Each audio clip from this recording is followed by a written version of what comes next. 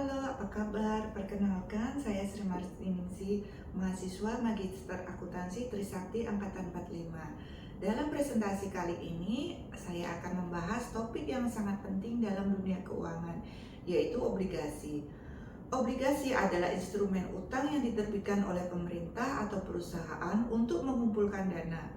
Ketika Anda membeli obligasi, pada dasarnya meminjamkan uang kepada penerbit obligasi dengan imbalan pembayaran bunga secara berkala dan pengembalian pokok saat jatuh tempo. Dalam presentasi ini, kita akan mengeksplorasi karakteristik obligasi, berbagai jenis yield, model nilai sekarang, serta metode valuasi dan manajemen obligasi. Mari kita mulai dengan karakteristik obligasi. Setiap obligasi memiliki nilai nominal, yaitu jumlah yang akan dibayarkan kepada pemegang obligasi saat jatuh tempo.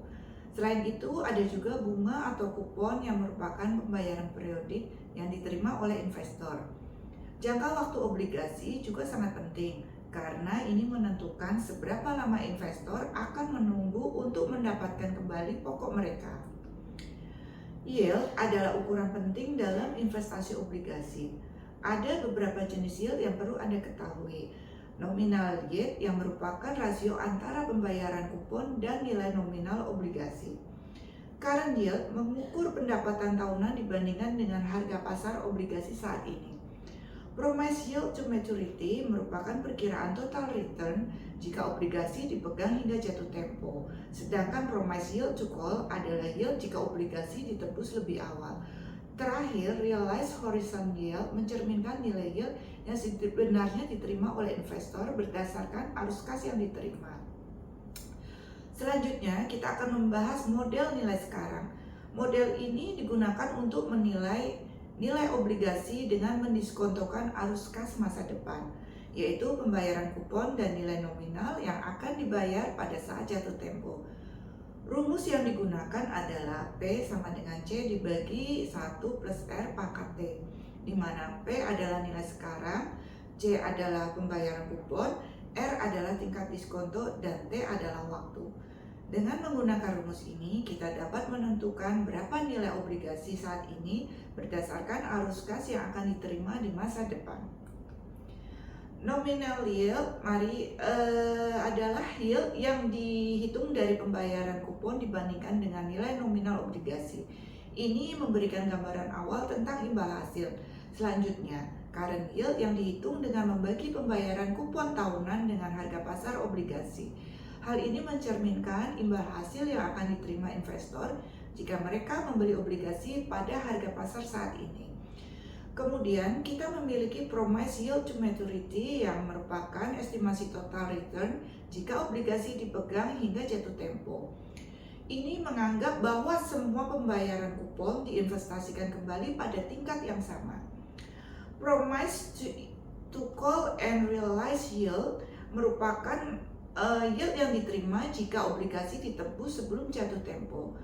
Dan yang terakhir, realized yield atau horizon yield yang merupakan yield aktual yang diterima berdasarkan arus kas yang diterima selama periode kepemilikan.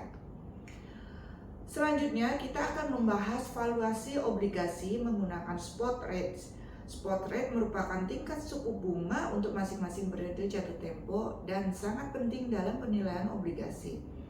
Untuk menghitung nilai obligasi menggunakan spot rate, kita mendiskontokan setiap arus kas masa depan dengan menggunakan spot rate yang sesuai untuk periode tersebut. Misalnya, jika kita memiliki obligasi dengan pembayaran kupon tahunan, kita akan mendiskontokan setiap kupon dan nilai nominal dengan spot rate yang sesuai. Sekarang mari kita lihat struktur jangka waktu suku bunga. Kurva imbal hasil menunjukkan hubungan antara suku bunga dan jangka waktu obligasi. Biasanya kurva ini menunjukkan bahwa obligasi dengan jangka waktu lebih panjang memiliki yield yang lebih tinggi untuk mengkompensasi risiko tambahan. Faktor-faktor seperti inflasi, kebijakan moneter, dan ekspektasi pasar berperan penting dalam membentuk kurva imbal hasil.